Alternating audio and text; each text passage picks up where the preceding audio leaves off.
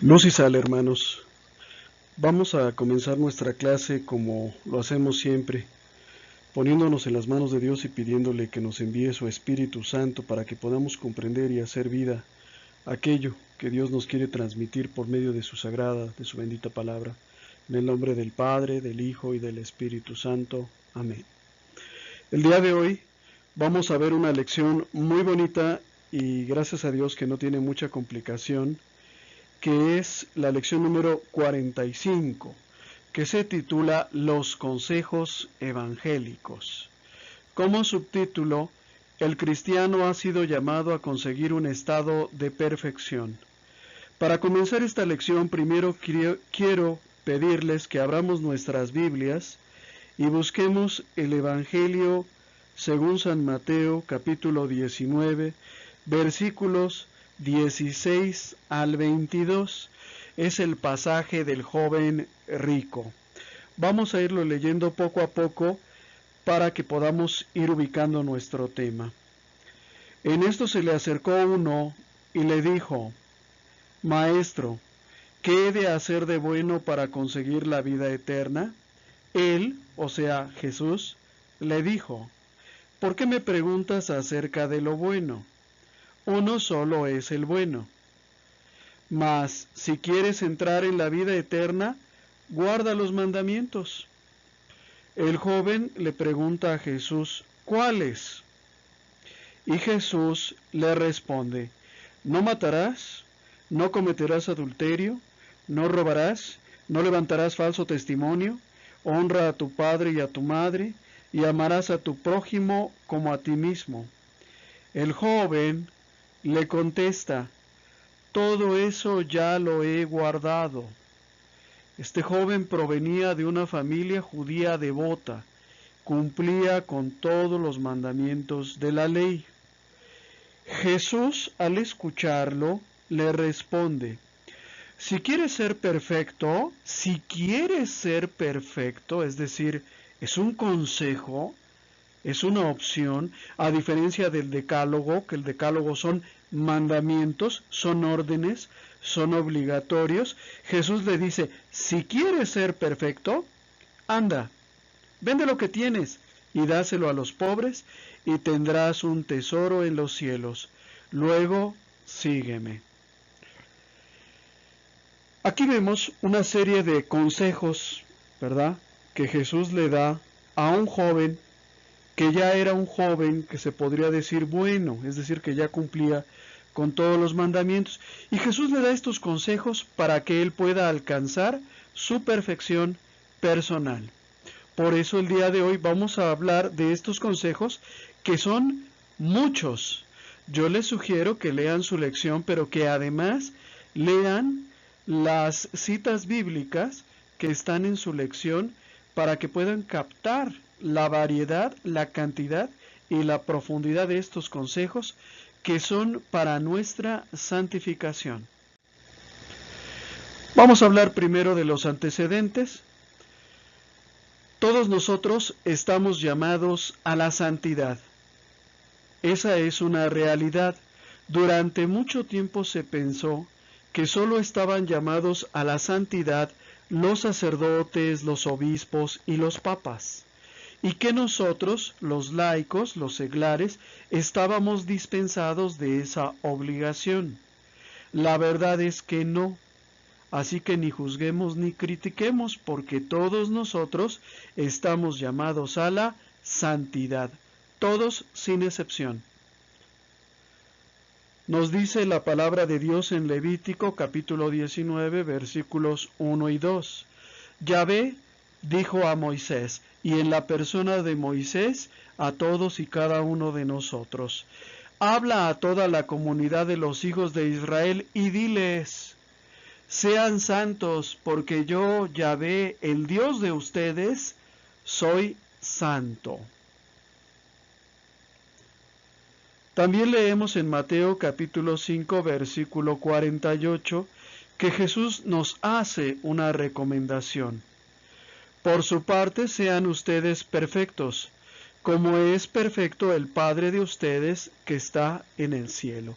Jesús también nos llama a ser santos. Para eso vamos a la escuela de pastoral, para eso vamos a la iglesia y para eso somos católicos, para ser santos. Ahora bien, hay que hacer una precisión. La santidad no es un acto, no es algo que yo gane de una vez y para siempre. La santidad es un proceso. Nunca tú y yo vamos a igualar a Dios en perfección. Jesús es nuestro ideal. Debemos de tratar de parecernos a Jesús lo más posible. Que si lo vamos a alcanzar o que si lo vamos a superar, lo más seguro es que nunca lo alcancemos y que nunca lo superemos.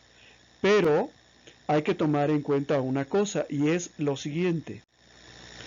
La perfección en nosotros, los seglares, consiste en luchar todos los días en contra de nuestras propias imperfecciones.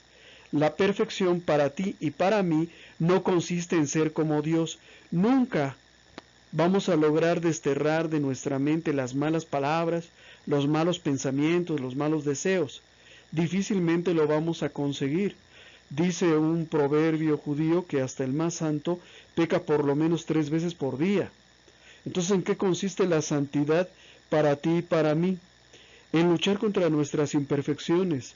Si yo ya me di cuenta de que soy muy chismoso, bueno, pues luchar contra eso.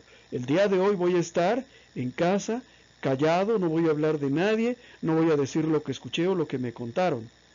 ¿Sí se entiende? Si soy muy mal pensado, bueno, pues este hermano que acaba de llegar tarde a la clase, que dice, ¿verdad?, que está mal de salud, le voy a creer que en verdad está mal de salud.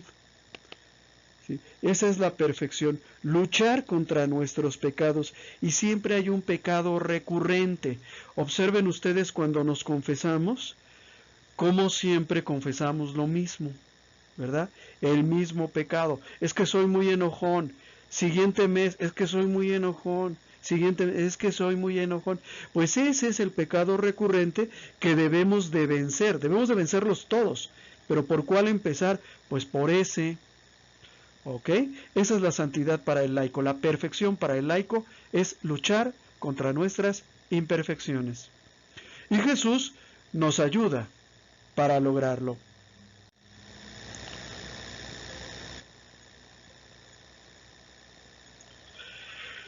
Cristo perfeccionó la ley. Cristo, durante su vida pública, manifestó un respeto absoluto por la ley, pero en el cumplimiento de la ley fue mucho más allá. Jesús, por ejemplo, como todo buen judío, como todo buen cristiano, respetaba a su Padre y cumplió la voluntad del Padre incluso cuando ésta fue la muerte en la cruz. Cuestionado al respecto de si él venía a abrogar el Antiguo Testamento, a abrogar el Decálogo, Jesús les dijo todo lo contrario. Yo no he venido a suprimir la ley, he venido a cumplirla y a enseñarles a cumplirla. Lo dijo con estas palabras: no crean que he venido a suprimir la ley o los profetas. He venido no para deshacer, sino para traerles lo definitivo, lo mejor, lo superior. Por eso Cristo nos dejó una serie de consejos evangélicos que no son mandamientos, sino consejos o recomendaciones para que caminemos hacia nuestra perfección. Estos consejos se dividen en 2 tipos: consejos para la vida material o terrenal y consejos para la vida espiritual. Comenzamos con los consejos para la vida temporal. Son los consejos acerca de lo que debemos hacer y vivir en el día a día. Primero, ser sano de mente, ¿verdad? Dice Jesús: Tu ojo es la lámpara de tu cuerpo. Si tus ojos están sanos, todo tu cuerpo tendrá luz. Pero si tus ojos están malos, todo tu cuerpo estará en obscuridad. Y si tu fuente de luz se ha obscurecido, cuántos más tenebrosas serán tus tinieblas. Palabra de Dios, te alabamos, Señor. Jesús nos invita a ser sanos de mente, a no ser mal pensados. Hay un dicho popular que dice: piensa mal y acertarás. Jesús, al contrario, nos llama a pensar bien. ¿Ok? No sé si se han fijado, pero ya no creemos en el bien, ya no creemos en la honestidad, ya no creemos en la pureza, ya no creemos en la verdad, ya no creemos en la amistad. Si alguien viene y me dice: hermano, fíjese que yo nunca he robado, mi primer pensamiento en mi mente cochambrosa es decir: sí, tú, ¿y qué más? Si alguien viene y me dice: hermano, yo no sé sentir odio hacia alguien, digo: claro que sí, sí, claro, sigue diciendo más mentiras, porque ya nos cuesta trabajo cuando vivimos en pecado creer en el bien, ser sanos de mente. Entre paréntesis, Martín Lutero, ¿verdad?, el creador del protestantismo, construyó toda su teología sobre la base de un fracaso personal de él, que fue no saber mantener su celibato. Lutero pensaba: así como yo no pude ser fiel, tú tampoco ni nadie puede ser fiel. Todos somos de lo peor y estamos irremediablemente perdidos, y nadie puede hacer nada para salvarnos que no sea el mismo Cristo. Pero aquí lo más importante es ese pensamiento de que tú estás perdido y yo también, yo soy pecador y tú también. Dice el dicho popular: el león cree que todos son de su condición. Como yo soy ladrón, te veo llegar a ti, digo: aguas con las carteras, porque ya llegó el que le gusta ser amigo de lo ajeno. Si se fijan, la persona que roba siempre cree que los otros le roban. El hombre que es infiel siempre cree que su esposa le está siendo infiel. ¿Por qué? Porque no somos sanos de mente. También Jesús nos invita a ser recto en los juicios. Cuando emitamos una opinión, cuando demos un consejo, hay que darlo, pero conforme a la sana doctrina y plenamente informados, porque es muy fácil engañarnos acerca de lo que vemos y llegar a conclusiones equivocadas. Ahorita les voy a contar una cosa que me pasó alguna vez. Estábamos vendiendo cirios en una vigilia pascual. Llegó una persona y nos compró un cirio de 50 pesos. ¿Sí? La hermana que estaba vendiendo no tenía cambio, así que sacó de su propio dinero y le dio cambio a la persona que nos estaba comprando. Puso de su dinero. Tiempo después, bueno, gracias a Dios, comenzamos a vender, vendemos varios cirios y le llega a esta hermana un billete de 50 pesos. Da el cirio, lo entrega en las manos del hermano que estaba comprando y recibe el billete de A50, pero como ella en ese momento se acordó de que había puesto de su dinero, ¿sí?, había puesto 50 pesos, en lugar de echarlo en la cajita donde se guardaba el producto de la venta, lo echó en su propia bolsa. ¿Qué creen ustedes que vieron o que pensaron, verdad?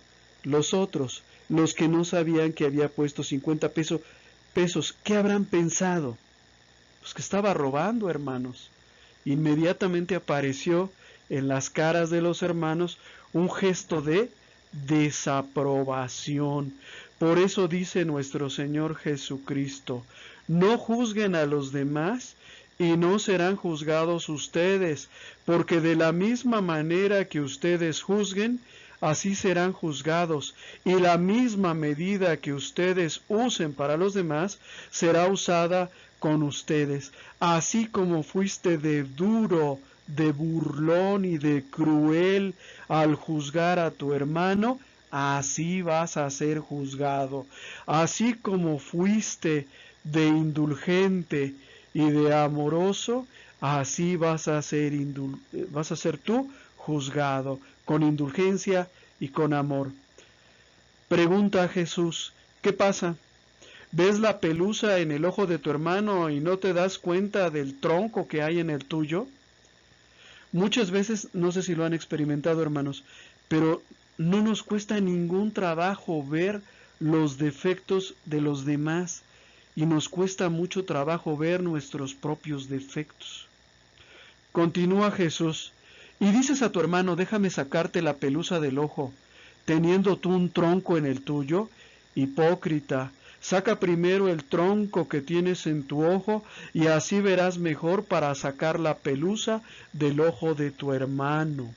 Qué palabras tan fuertes de nuestro Señor Jesús. Dice, hipócrita, tú haces cosas peores, juzgas a tu hermano porque se toma una cerveza, pero tú tienes el corazón lleno de odio, lleno de maldad, lleno de lujuria, lleno de violencia. Por eso Jesús nos dice, aguas cuando juzgues, aguas cuando critiques, aguas cuando señales los errores. Jesús nos invita también a ser respetuoso en el derecho de los demás. Mateo capítulo 7 versículo 12 nos dice, todo lo que ustedes desearían de los demás, háganlo con ellos. Ahí está toda la ley y los profetas. Palabra de Dios, te alabamos, Señor. Hermanos, esta es la regla de oro. Como quieres que te traten, trata a los demás. A veces, por ejemplo, nos subimos a los autobuses en donde dice, los choferes ponen inscripciones que son un poquito como amenazas, ¿no? Para los usuarios. Como me trate será tratado. Parece justo, pero ese es un pensamiento esencialmente malvado. Jesús te dice, así como tú quisieras que te trataran, trata a los demás. ¿Cómo te gustaría que te tratara tu esposa? ¿Te gustaría que levantándote por la mañana te saludara? ¿Que te dijera que te ama? ¿Que te preparara un cafecito? ¿Te gustaría que tu esposa fuera así contigo? ¿Sí? Pues sé tú así con ella. Buenos días, mi amor, te preparé un cafecito. ¿Sí me entienden? O sea, no te esperes a que sea el otro el que te trate primero bien, sino tú trata a los demás como quieres que te traten. ¿Quieres respeto para ti? Pues trata a los demás con respeto. ¿Quieres que haya consideración hacia ti, hacia tus defectos, hacia tus debilidades, hacia tus problemas?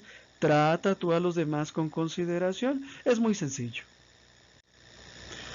Jesús también nos invita a ser pacífico. Hay que distinguir entre el pacifismo del mundo y el pacifismo de Cristo. ¿Por qué? Porque la paz no necesariamente es buena cuando se sustenta en la injusticia. ¿Sí? Entonces, hay una paz verdadera que es la paz que Jesús nos enseña y es la paz basada en la justicia. Hay una paz que no es verdadera, que es una paz falsa y que se rompe rápido, que es la paz que se sustenta en la violencia, en la amenaza, ¿verdad? Y en la confrontación. Ejemplo, ¿verdad? Un país que domina a otro que lo coloniza y que por medio de la violencia lo controla. Y tú puedes decir, mira, todo está en paz. No está en paz porque se siguen cometiendo injusticias. Entonces Jesús nos invita a ser pacíficos, pero no con una paz como la que nos da el mundo, sino con una paz verdadera, sustentada en la verdad, en la justicia y en el respeto. Dice nuestro Señor Jesucristo en Mateo capítulo 5. Ustedes han oído que se dijo ojo por ojo y diente por diente. Pero yo les digo, no resistan al malvado. Antes bien, si alguien te golpea en la mejilla derecha, ofrécele también la otra. Es decir, termina con el ciclo de la violencia. Nosotros que somos casados lo vivimos con mucha frecuencia, ¿verdad? El esposo le trata mal a la esposa, le dice alguna ofensa. Otra vez le falta sal a la sopa. ¿Cuándo será el día en que coma una sopa deliciosa? Y la mujer le responde, la comerás el día en el que me dejes dinero para comprar unos espárragos y ponérselos a la sopa. Es decir, respondió el golpe ligerito con otro golpe, que es lo que regularmente hacemos, ¿verdad? Nos subimos al autobús, me das un empujón, yo te doy otro. ¿Qué es lo que pasa? Que se crea un ciclo en donde, bueno, ya me diste otro, yo te voy a regresar otro empujón mucho más fuerte, hasta que acaban matándose, hermanos. Hay personas que han acabado matándose por cosas que ni valen la pena, ¿no? Por un desacuerdo pequeño que tuvieron, pero la violencia va increciendo, es decir, va aumentando, hasta que se convierte en algo mucho peor y a veces en un homicidio. Entonces Jesús a lo que nos invita no es nada más a permitir que nos golpeen, sino a romper el ciclo de la violencia. Si la esposa supiese que en su matrimonio, que en su casa hay un ciclo de la violencia, que muchas de las veces comienza diciendo palabras aparentemente inocentes como ¿cómo estás, gorda? ¿Qué pasa, negra? ¿Verdad? Eso es una ofensa chiquita, pequeñita, casi imperceptible, pero ya comenzó la violencia. Si la esposa se diera cuenta cuando está entrando con su marido en un ciclo de violencia, lo pararía, pero muchas de las veces no se da cuenta y cree que él me llama gorda, que él me llama mantecosa, ¿verdad? Que él me llama negra porque me quiere. Y no.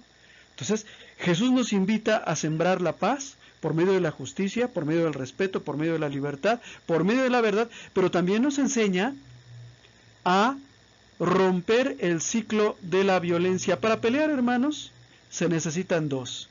Si yo voy manejando y alguien me lamenta o me dice un insulto, está en mí si quiero o no quiero seguirle la corriente.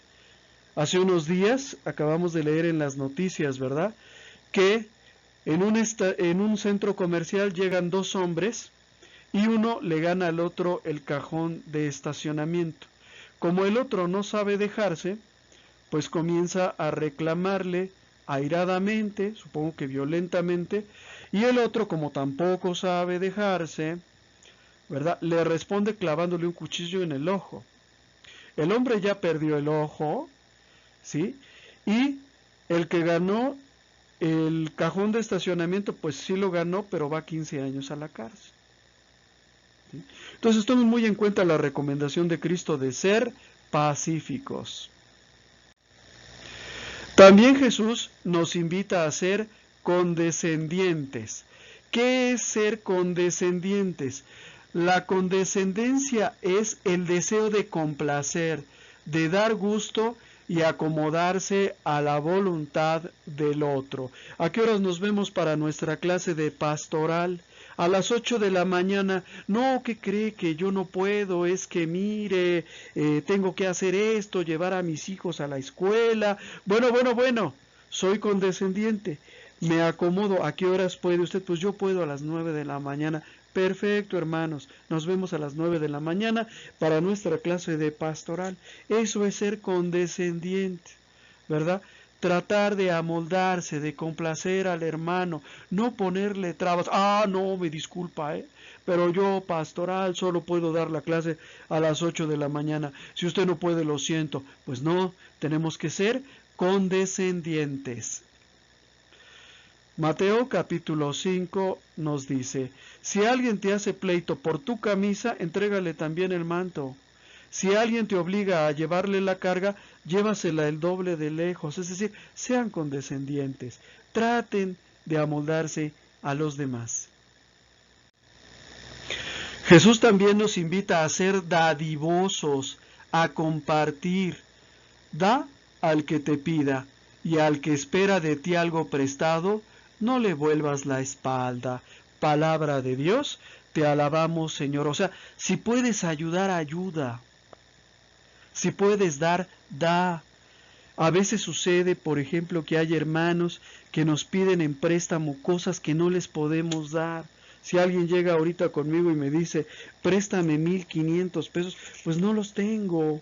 Pero mira, tengo estos 200 pesos, estos 500 pesos que te los puedo prestar. A lo mejor no son todo lo que necesitas, pero yo de corazón sí te quiero ayudar. ¿Sí me entienden? Eso es ser dadivosos, no ser agarrados, no ser codiciosos, no ser avaros. Ser dadivosos es estar dispuestos a compartir. Y en escuela de pastoral eso lo aprendemos muchas de las veces a la hora del convivio. Compartir, dar de mí. Tú solo puedes traer 1 kilo de frijol, pero yo puedo traer 1 kilo de bistec. Vamos a compartir y hacemos frijolitos con bisteces. ¿Qué tal? ¿Sí me entienden? Ojalá y lo puedan entender. Jesús también nos invita a ser generosos. ¿Qué es generoso? Pues generoso es ser pródigo, es decir, dar lo más que se pueda, no ser pichicatos, ¿verdad?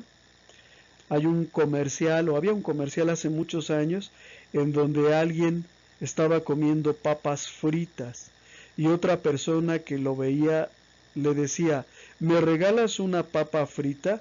Tomaba una papa y se la daba. ¿Me entiendes? Eso es ser pichicato, dicen por ahí.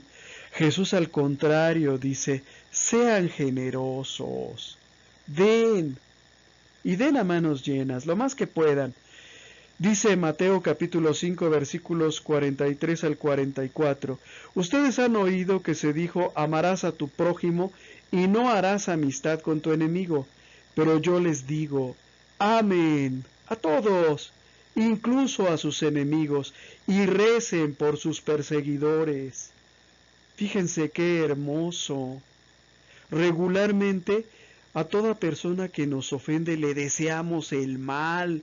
Ojalá y te atropelle un camión, te parta un rayo, porque me hiciste daño.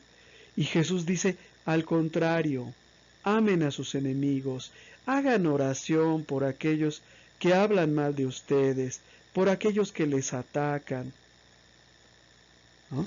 Y eso es ser generoso, porque estoy dando mi amistad, estoy dando mi amor, pero no nada más a los que me aman, sino estoy dando mi amor generosamente a aquellos que no me aman. ¿Sí me entienden? Si yo le diera mi amor a mi papá, a mi mamá, a mi esposo y a mis hijos, pues les estaría dando amor a los que les toca que les dé amor. Pero decir a los enemigos, a los que no están de acuerdo conmigo, a los que no votan por el mismo candidato, a los que no le van al Pumas, a los que no le van al mismo equipo de fútbol que yo, ese es el mérito y esa es la generosidad.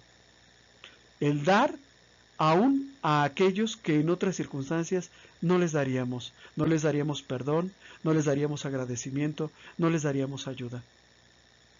Que la vecina o la esposa del vecino te echa la basura, recógela. Que te echó la basura en la mañana y en la tarde viene y te pide que le prestes un aguacate, préstaselo, regálaselo.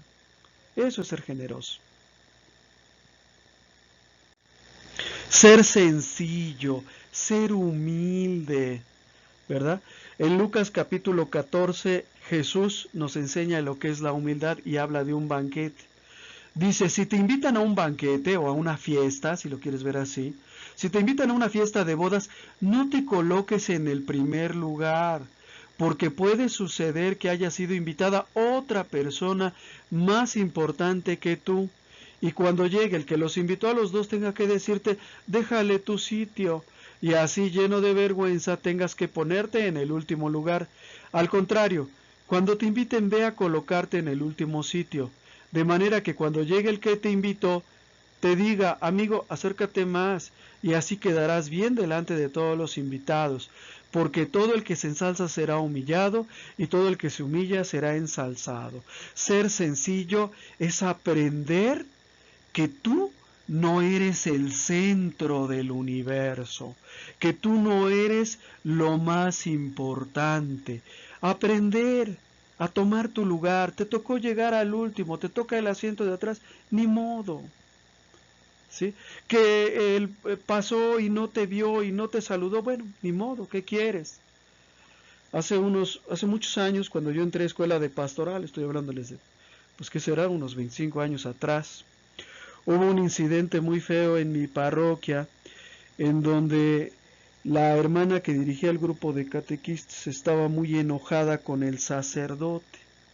Llegó un nuevo sacerdote, no nos conocía.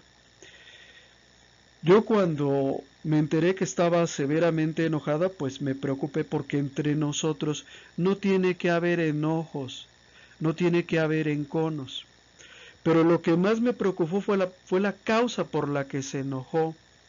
Resulta que ella estaba en el atrio de la parroquia y el sacerdote, un hombre muy distraído, pasa a unos 2 metros cerca de ella y no la saluda. No la saluda a ella, a la jefa del grupo de catequistas. Pasó frente a ella y no la vio por estar distraído, por estar preocupado. La mujer estaba que lloraba del coraje, porque no podía entender que el sacerdote se hubiera distraído y no lo podía perdonar. Para cuando yo la vi, para cuando pude hablar un poco con ella, ya estaba decidida a abandonar su ministerio, estaba muy molesta y decía que no iba a regresar a la Iglesia Católica hasta que no se fuera ese sacerdote. ¿Qué le hizo? ¿En qué la ofendió? Por estar distraído. No la saludó a ella, que era el centro del universo. Entonces, seamos sencillos, hermanos, ¿ok? Sí, somos de 13º grado, pero eso no nos convierte en mejores personas. Desafortunadamente, muchas de las veces sale al revés, ¿verdad? Somos los menos evangelizados y ya llevamos 10, 12, no sé cuántos años en pastoral. Entonces aprendamos a ser sencillos. Mejor que te digan, hermano, qué bueno que estás aquí, tú eres el alma de la fiesta, a que te digan, mire hermano, por favor, deje ese lugar y pásese allá al fondo. ¿Ok? Seguimos. Ser bienhechor, es decir, hacer el bien. Hacer el bien. Bendecir es una forma de ser bienhechor. ¿Qué es bendecir? Decir bien, decir cosas buenas. Eso es bendecir. Y ser bienhechor es hacer cosas buenas. Esfuérzate por ayudar. Yo no sé ustedes, pero antes de entrar a la escuela de pastoral yo no ayudaba a nadie. A nadie, a nadie. Sí, pero que la vecina no tiene para comer, a nadie te dije. Y no, Jesús nos invita a ser bienhechores. Dice Lucas capítulo 6, no hay árbol bueno que dé frutos malos, ni árbol malo que dé frutos buenos. ¿Quieres ser un árbol bueno? Haz el bien, esfuérzate por hacer el bien. Más adelante Jesús dice, el hombre bueno saca el bien del tesoro de bondad que tiene en su corazón, el malo saca el mal de la maldad, porque de la abundancia del corazón habla la boca.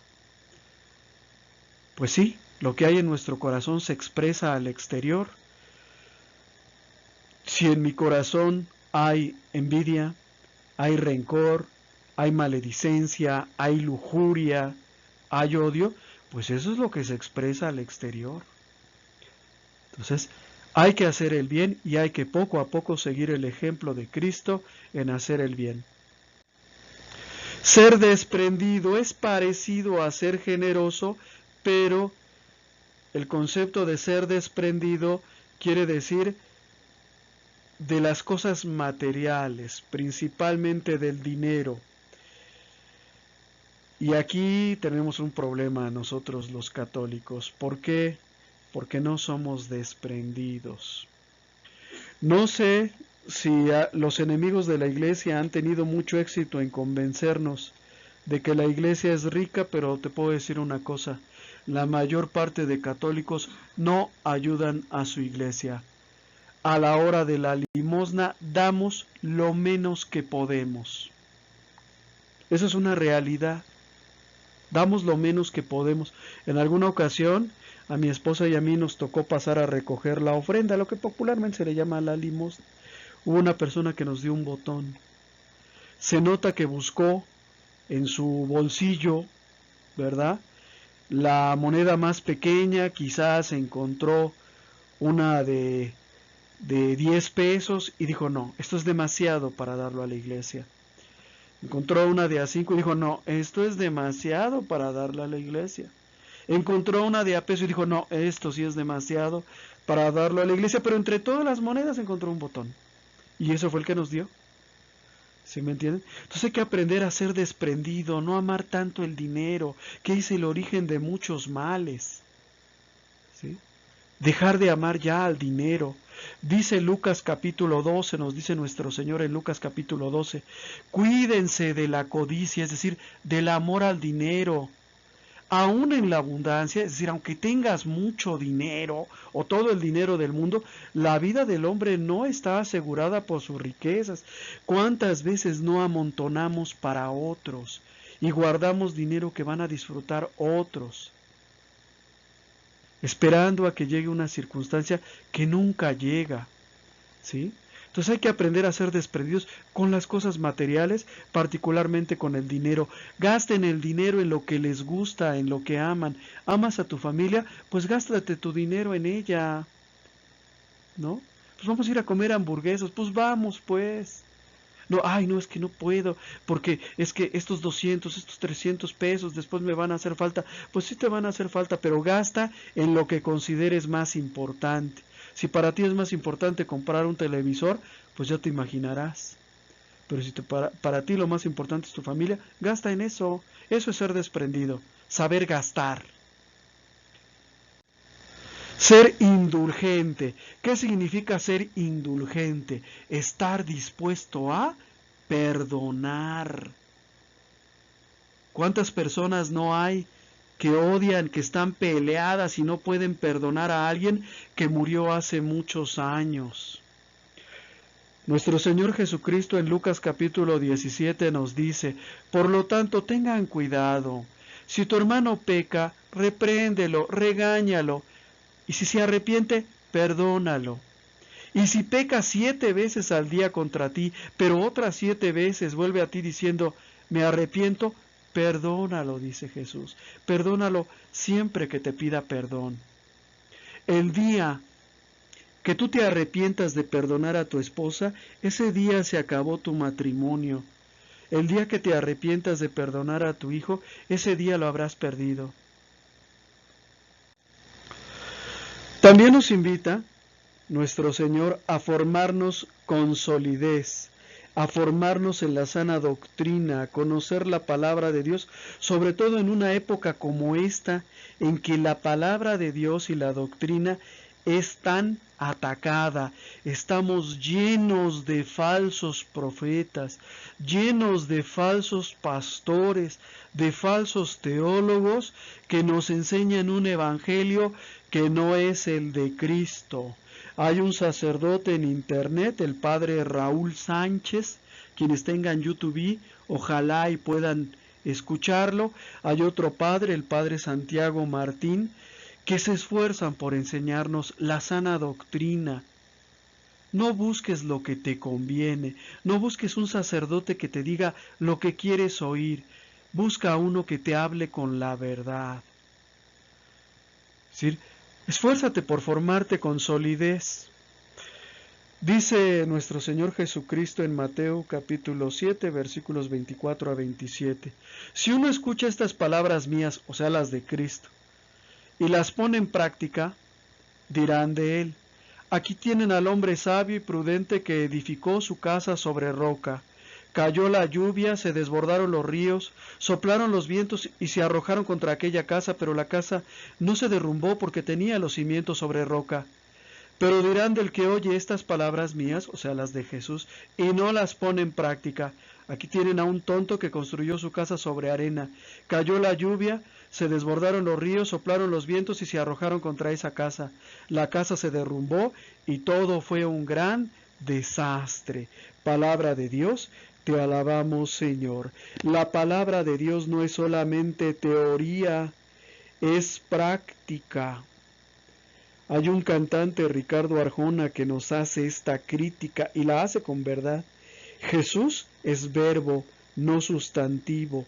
De nada nos sirve estar aquí todo el día hablando acerca de la palabra de Dios si nuestro corazón está lleno de odio hacia la iglesia, hacia el Papa, hacia nuestros vecinos, hacia nuestros hermanos, hacia nuestra esposa, ¿verdad? De nada nos sirve. Entonces, lean la palabra de Dios, lean su lección, pero más importante que leerla o que enseñarla, pónganla en práctica, ¿sí? Y eso los ayuda. Hay un proverbio chino que dice más o menos así: si lo veo, puedo tal vez recordarlo, si lo oigo, puedo tal vez repetirlo, pero si lo hago, jamás podré olvidarlo, porque forma parte de mí. ¿Sí me entienden? Entonces practiquen el Evangelio, léanlo, pero sobre todo practíquenlo. No sean así de los que hablan mucho de Dios y tienen el corazón lleno de odio. Ok, no quiero decir como quiénes, porque todo el mundo sabe quiénes son. Bueno, seguimos. Ahora Jesús también nos da una serie de consejos para la vida espiritual. Primero los consejos acerca del reino de Dios, que son varios, pero también Jesús nos recomienda no claudicar en nuestra lucha por alcanzar la perfección. Esto ya lo habíamos dicho. Jesús nos llama a ser perfectos como nuestro Padre Celestial lo es. Jesús también nos invita a ser desapegados, no del dinero, ¿verdad?, sino del dinero y de todas las cosas materiales.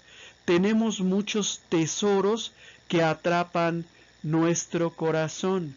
Jesús dice: no junten tesoros y reservas aquí en la tierra, donde la polilla y el óxido hacen estragos y donde los ladrones rompen el muro y roban. Junten tesoros y reservas en el cielo, donde no hay polilla ni óxido para hacer estragos y donde no hay ladrones para romper el muro y robar. Pues donde está tu tesoro, allí está tu corazón. Donde está lo que más amas, ahí está tu corazón. Desde que amanece hasta que anochece, ¿qué es en lo que más piensas? ¿En dinero? Ahí está tu tesoro. ¿En sexo? ¿En comodidades? ¿Verdad? ¿En tener poder? ¿En hacerle daño a los demás? Ahí tienes tu tesoro. Por eso dice, aquí no junten tesoros. Digo, Jesús habla, digamos, valiéndose de los bienes materiales, las casas, los terrenos, las cuentas bancarias, pero también se puede aplicar a esos tesoros que tenemos, ¿verdad? Y que no necesariamente son bienes materiales. Por ejemplo, una mujer puede tener un tesoro en su marido, ¿verdad?, y consagrarse enteramente a su marido, olvidándose de Dios, olvidándose de la justicia. Ah, mi marido anda con otra, bueno, no hay problema. Desde que me siga cumpliendo como esposo trayéndome gasto, no hay problema. Es decir, su tesoro es su marido. Mi marido dice que no puedo ir a misa, así que me disculpan, no voy a ir a misa. ¿Ok? Entonces hay que ser desapegados, dejar soltar, dejar pasar. Hermanos, no nos vamos a llevar nada. Las personas que amamos se van a quedar aquí, o tal vez se vayan antes que nosotros. De los bienes, de las casas que hemos construido, de los autos que hemos comprado, del dinero que tenemos en nuestras cuentas bancarias, no nos vamos a llevar nada. Todo se va a quedar aquí, hermanos. ¿Sí? Entonces, ¿de qué sirve amar tanto esos bienes? Lucas capítulo 16 nos dice: ningún servidor puede servir a dos señores, porque aborrecerá a uno y amará al otro, o bien se interesará por el primero y menospreciará al segundo. No pueden servir a Dios y al dinero. Palabra de Dios, te alabamos, Señor. No puedes consagrar tu vida a ganar el mayor dinero posible y querer al mismo tiempo ser un buen cristiano. No se puede las dos cosas. O te arrodillas a servir a Dios, o te arrodillas a servir al dinero. ¿Sí? Pero no se pueden dos cosas. Por eso vas a ver que a las personas triunfadoras, a las personas que han tenido una posición económica desahogada, les cuesta tanto trabajo seguir a Jesús. No quiero decir que sea imposible, pero nos cuesta más trabajo. Digamos, hablando yo de mi vida personal, yo me he encontrado con personas que dicen, mira, yo no puedo ir a misa, porque ir a misa me cuesta gastarme 1 hora de mi tiempo. ¿Tú sabes cuánta venta voy a perder en ese tiempo? Olvídate. ¿Sí? No puedo ir a misa. ¿O tú me vas a dar el dinero que voy a perder? No, ¿verdad? Entonces, no me invites a ir a misa, por favor. Pues no, hay que ser desapegados. Tener confianza. ¿Qué es tener confianza? Abandonarse en las manos de Dios. Vean qué bonita fotografía hay ahí. Dice nuestro Señor Jesucristo en Mateo capítulo 6 versículos 31 al 32. No anden tan preocupados ni digan, ¿tendremos alimento? ¿O qué beberemos? ¿Tendremos ropas para vestirnos? Los que no conocen a Dios se afanan por esas cosas, pero el Padre del cielo, el Padre de ustedes, dice Jesús, sabe muy bien lo que ustedes necesitan. Tengan confianza, tengan fe. También tenemos que saber pedir, porque a veces pedimos cosas que ni siquiera nos sirven de nada. Si vas a pedirle a Dios, pídele algo que te sirva, pídele algo bueno. No le pidas tonterías. Esa es una foto de un equipo de fútbol con todo el cuerpo técnico, haciendo oración y pidiéndole a Dios ganar un partido. Mejor pídele otra cosa, pídele que sane un enfermo, pídele por ti para que puedas ver y corregir tus pecados que tanta falta nos hace. Pero pedirle a Dios que ganes un partido de fútbol es desperdiciar un favor de Dios. Dice nuestro Señor Jesucristo, pidan y se les dará, busquen y hallarán, llamen y se les abrirá la puerta. Porque el que pide recibe, el que busca encuentra, y se abrirá la puerta al que llama. ¿Acaso alguno de ustedes daría a su hijo una piedra cuando le pide pan? ¿O le daría una culebra cuando le pide un pescado? Pues si ustedes, dice Jesús, que son malos, saben dar cosas buenas a sus hijos, con cuanta mayor razón el Padre de ustedes que está en el cielo dará cosas buenas a los que se las pidan. Palabra de Dios, te alabamos, Señor. Jesús nos está invitando a confiar en Dios y a saber pedir también. Jesús también nos invita por entrar por la puerta estrecha, por caminar por el camino angosto. ¿Cuál es el camino angosto? ¿Cuál es la puerta estrecha? La puerta que lleva a la salvación. ¿Cuál es el camino ancho? ¿Cuál es la puerta espaciosa? La que lleva a la perdición. Y por esa van todos prácticamente. Mateo capítulo 7 versículo 13 nos dice, entren por la puerta angosta, porque ancha es la puerta y espacioso el camino que conduce a la ruina, y son muchos los que pasan por él. Vean ustedes bien cuando vamos a misa, ¿cuánta gente hay? En mi colonia deben de vivir por lo menos unas 10,000 personas. ¿Cuántos van a misa cada domingo? Exagerando, 1,000, la 10ª parte. Ahora dime cuántos comulgan. Exagerando, unos 100. ¿Sí te fijas?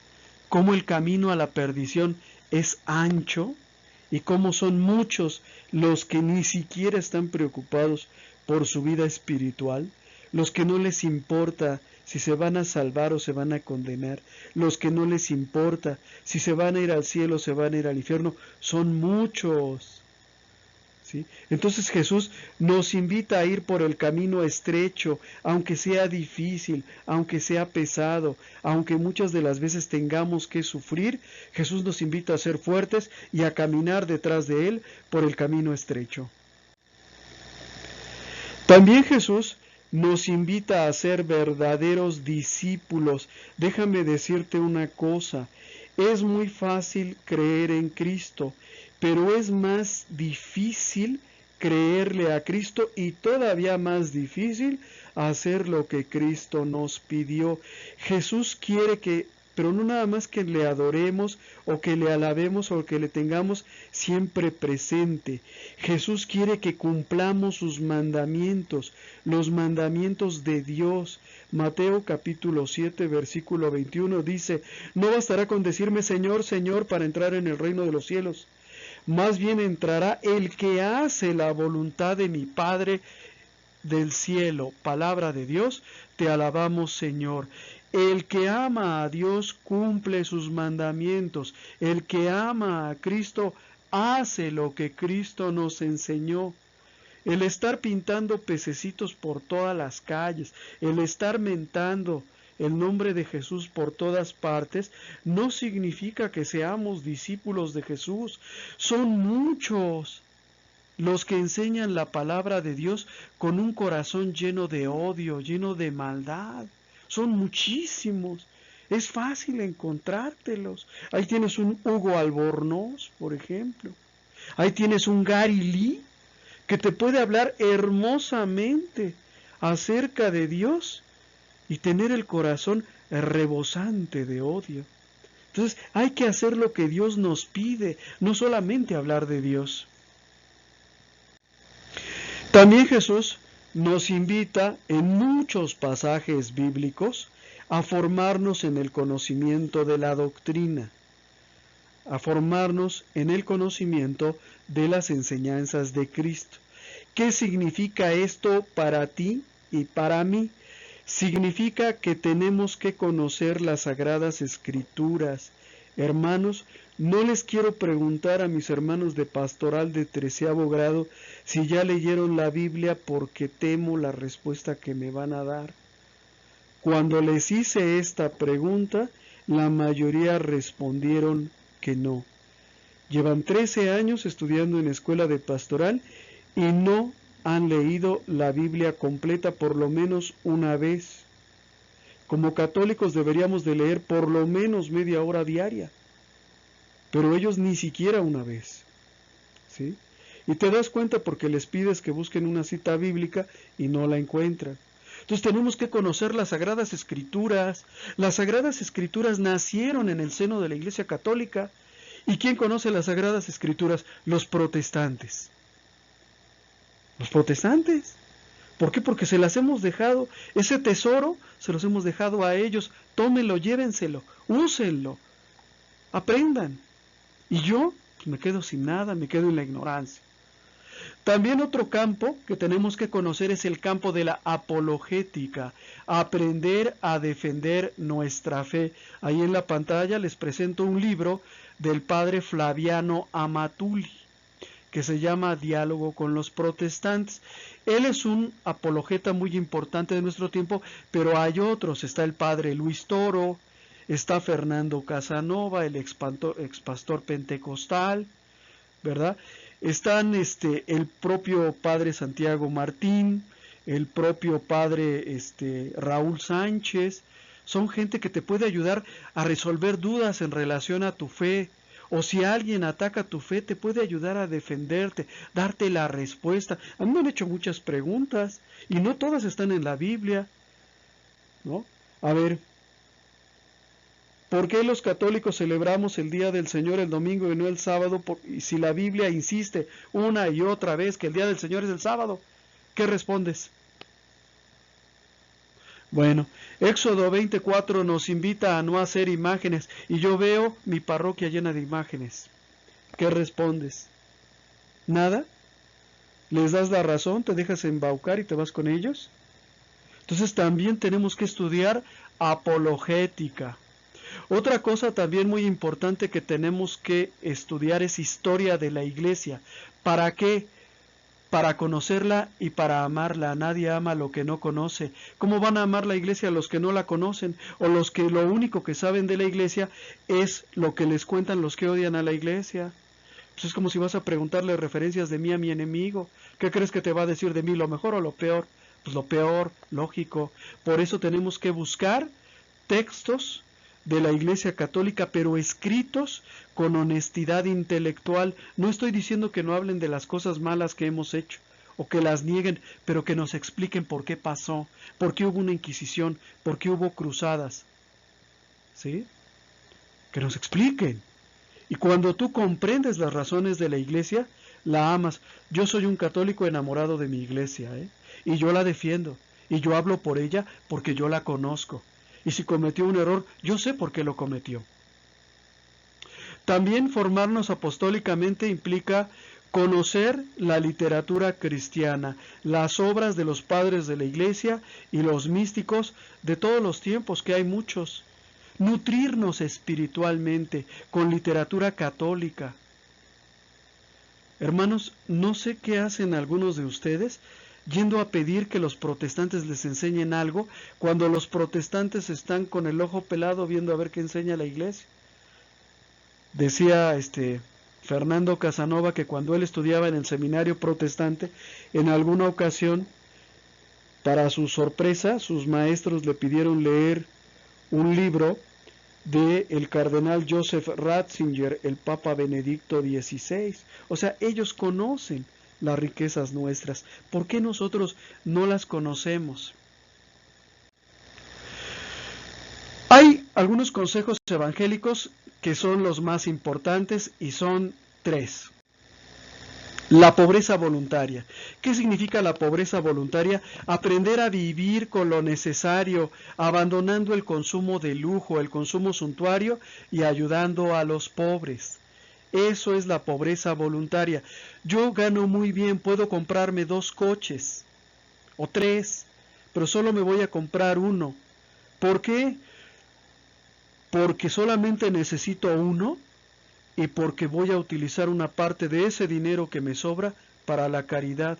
Eso es lo que significa para ti, para mí como laicos. Satisfacer nuestras necesidades, las de nuestra familia, sin lujos ni dispendios de ninguna manera, y que nos quede algo para ayudar a los demás.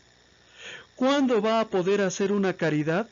Aquel que siempre está endeudado con el banco, aquel que siempre está gastando lo que no tiene, aquel que tiene un coche y necesita otro.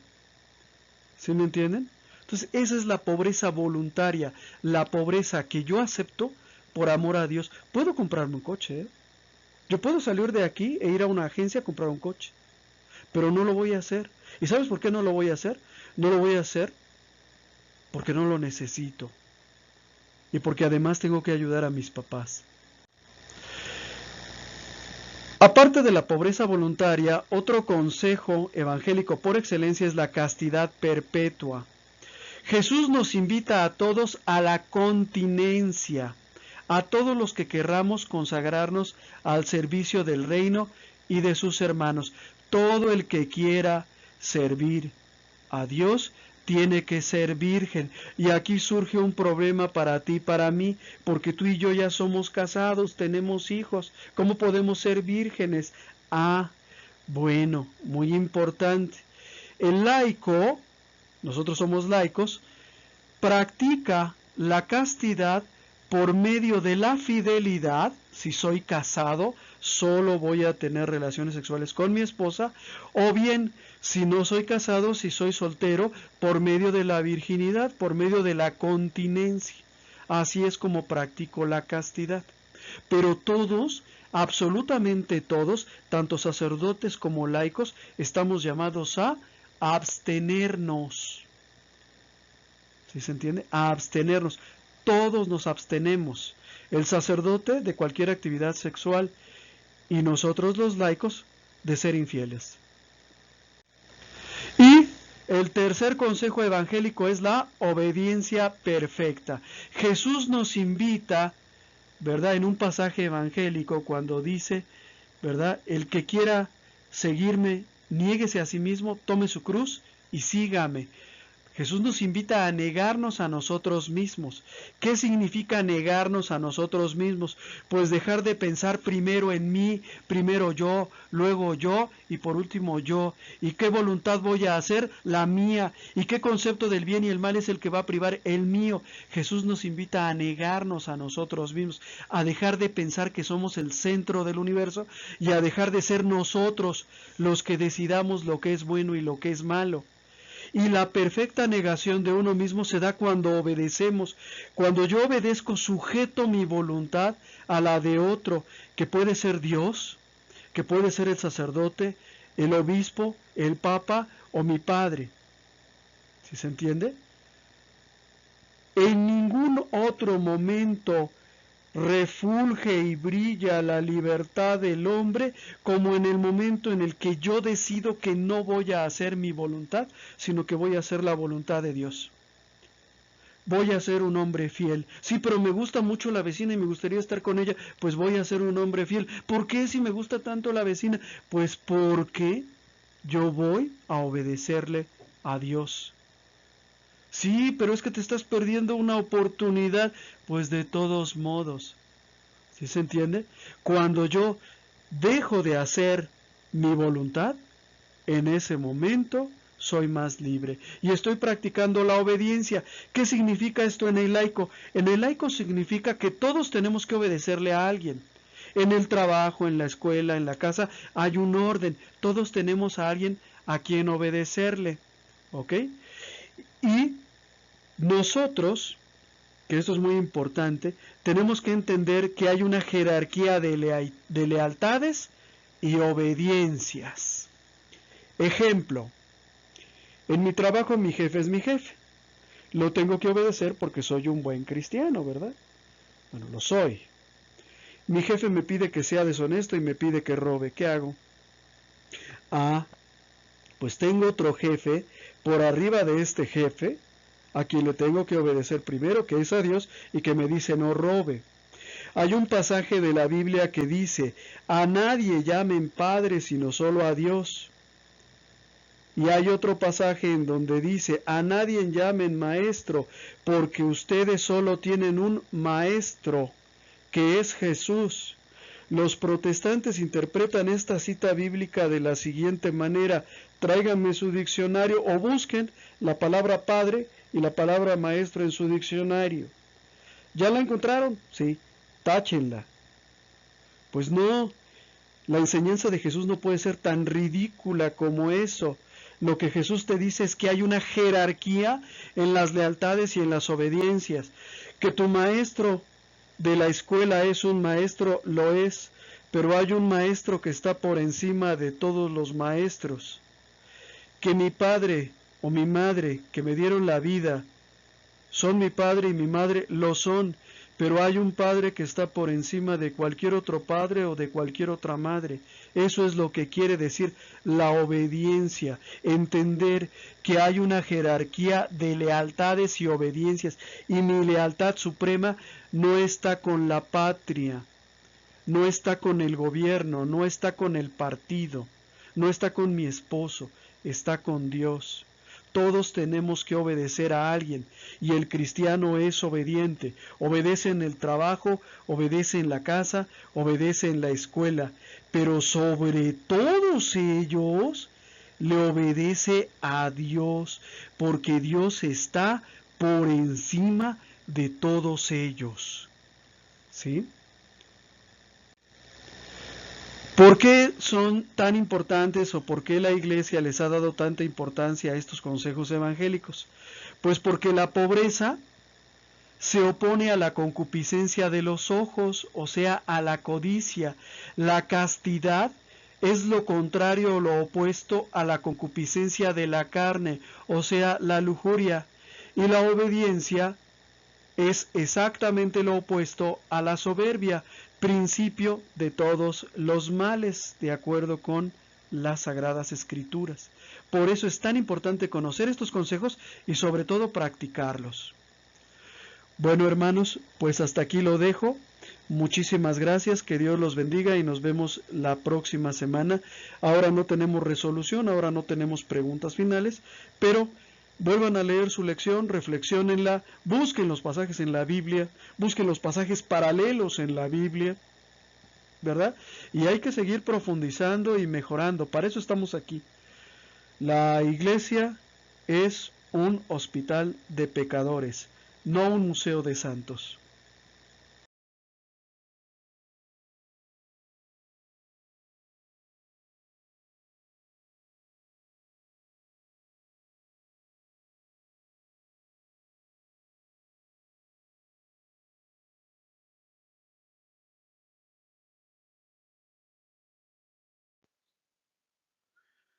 Muchas gracias por tu atención, esperamos que este video haya sido de tu agrado. Nuestro trabajo se mantiene gracias a las aportaciones de amigos y benefactores. Si nace de tu corazón hacer alguna aportación y tienes posibilidad de hacerlo, aquí te dejo mis datos bancarios. Si no puedes hacer alguna aportación, con una oración es más que suficiente. Que Dios te bendiga y muchas gracias.